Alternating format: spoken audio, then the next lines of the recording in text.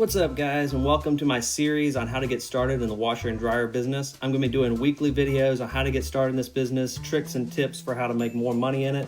Please remember to subscribe because I'm going to be putting out videos on this weekly.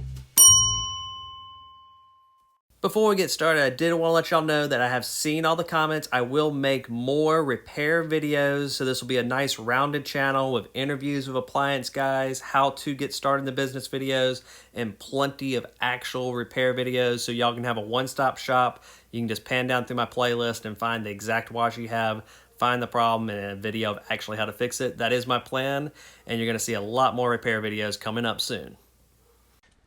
Hey guys, alright, in this video I'm going to talk about organizing. As you saw in my last video, everything looked a little chaotic. All of this has been moved. Same thing with the pile that was over there. Alright, this tent's still full, and I'm just going to give some recommendations. I know other guys out there are having issues storing stuff. By far, the tent is the best idea by far. The next idea, more expensive, is a trailer like this. I'm about to pressure wash the side, turned all green. Trailer like this. I got this trailer real cheap, but a lot more expensive. Those tents are under $200. A trailer, you know, you're looking at a lot more money, but a lot of more things you can do it as well. All right, the next option is tarps.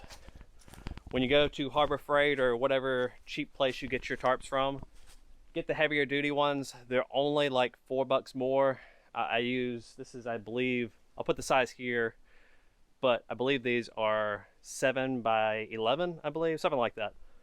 And get the gray ones or the heavier duty ones. The blue ones, the water hits them and goes right through, so it's not helping anything. These will last a lot longer. This is a great option, especially when you are first starting out.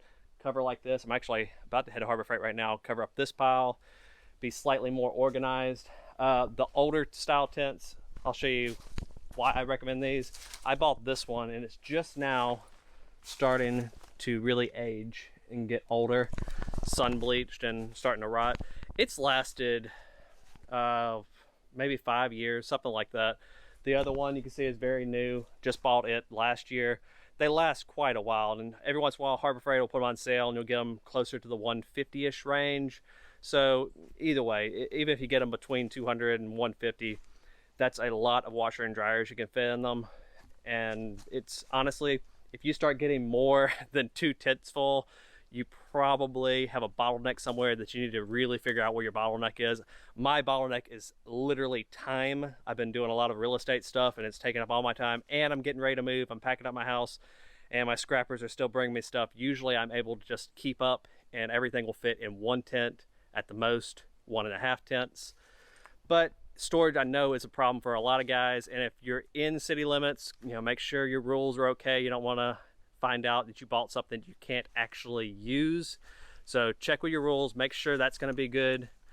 And you know, you could build a more permanent structure, but for $200 or less, you're not building something quickly. This is a good way to just start off and practice with. I recommend the tents.